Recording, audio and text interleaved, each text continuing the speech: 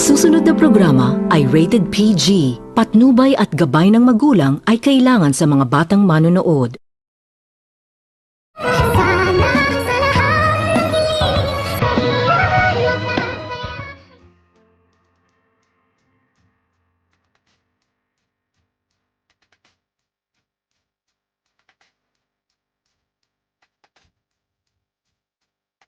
Labis-labis itong nasasaktan itong si Lynette pagkatapos nitong marinig ni Lynette ang mga sinasabi ni Dr. Carlos kay Zoe na hindi umano nito pababayaan ni Dr. Carlos itong si Zoe dahil anak umano ito ni Dr. Carlos sa kadahilanan na halos hindi nito matanggap-tanggap ni Lynette sa kanyang sarili dahil niluluko umano ito ng kanyang asawa na si Dr. Carlos at matagal na umano nitong niluluko ni Dr. Carlos itong si Lynette at hindi man lamang umano nito naisipan ni Dr. Carlos na aminin kay Lynette na siya pala umano ang ama ni Zoe. Sa kadahilanan, nagulat naman din itong si Annalyn nang kanyang makikita ang kanyang ina na umiiyak sa isang sulok at dito dali-dali naman din itong nilapitan ni Annalyn ang kanyang ina at nang makaharap na nito ni Annalyn ay agad nitong tinanong ni Annalyn ang kanyang ina kung bakit umano ito umiiyak at dito agad naman din itong nagsalita itong si Lynette at sinabihan nito ni Lynette ang kanyang anak na itong si Annalyn na hindi umano nito totoong kapatid ni Annalyn itong si Zoe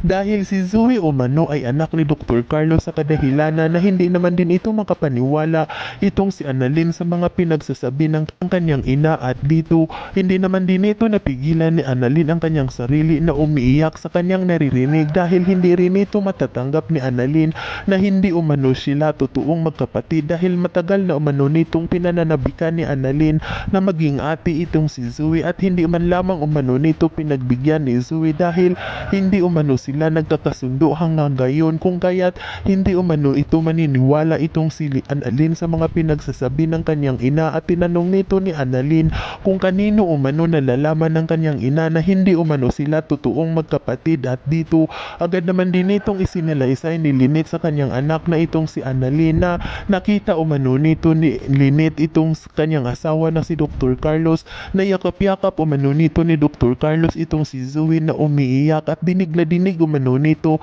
ni Lynette ang mga pinagsasabi ni Dr. Carlos kay Zoe na hindi umano nito pababayaan ni Dr. Carlos itong si Zoe dahil may karapatan din umano itong si Dr. Carlos dahil siya umano ang totoong ama ni Zoe.